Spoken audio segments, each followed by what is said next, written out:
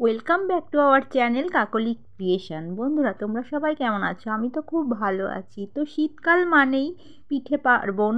তো পিঠে পায়েস এগুলো তো খাওয়াই হয়, তার জন্য আমিও পিঠে করতে বসে গেছি। পৌষ মাস যাওয়ার একদিন আগে আমাদের পিঠে করার নিয়ম আছে। তো এই পিঠেটাকে তোমরা কে কী নামে চেনো একটুখানি বলো প্লিজ। তো আমি রাতের বেলা পিঠে করছিলাম, আর এই পিঠেটা আমি ভালো করে টোকা দিয়ে দেখছিলাম খোড়াটা যে কোথাও নড়ছে কি না। যদি কোথাও নড়ে তাহলে কিন্তু পিঠেটা ভালো হবে না, হাওয়া বেরিয়ে যাবে এবং একটা পিঠেতে ফুটো ফুটো ভাব হয়ে যাবে। এটাই হলো এই পিঠের বৈশিষ্ট্য। আমরা চাইলে পাশের থেকে একটু ভিজিয়ে কাপড়ও দিয়ে দিই যাতে হাওয়াটা না বের হয়, কিন্তু আমার ওটা করতে হয়নি, ঠিকঠাকই ছিল। এবং জালটা খুব জোর দেওয়া যাবে না, আবার খুব আস্তেও দেওয়া যাবে না।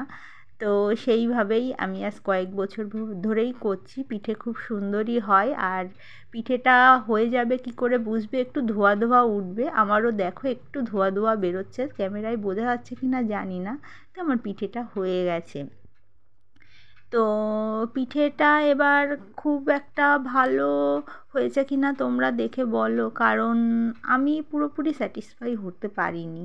তো দেখে তোমরা কিছুটা বুঝতেই পারছো। তো এটা চালের গুঁড়োর কারণেও হতে পারে। তো আমি একটা জিনিস তোমাদের সঙ্গে শেয়ার করছি কি, যে আমি যেখানে বসে ভিডিওটা মানে পিঠেটা করছিলাম তার আশপাশটা তোমাদের একটু দেখাচ্ছি।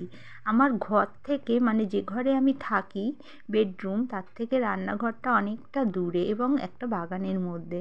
তো সেখানে রাতের বেলা কেউ নেই। তো সেখানে গিয়ে আমি পিঠেটা করছি এবং আশেপাশে যত জঙ্গল, তাল গাছ, আম গাছ, কাঁঠাল গাছ, নিম গাছ, তেঁতুল গাছ সবই আছে, ভূতেদের রাজ্য।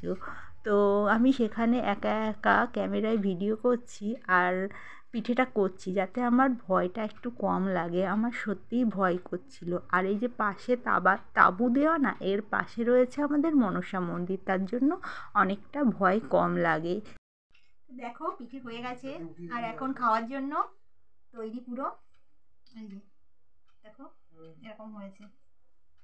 তো একটু গুড় দিয়ে ট্রাই করি। নারকোল হলে আরও ফেভারিট, কিন্তু নারকোলটা আনা হয়নি, গুড় দিয়েই খাই।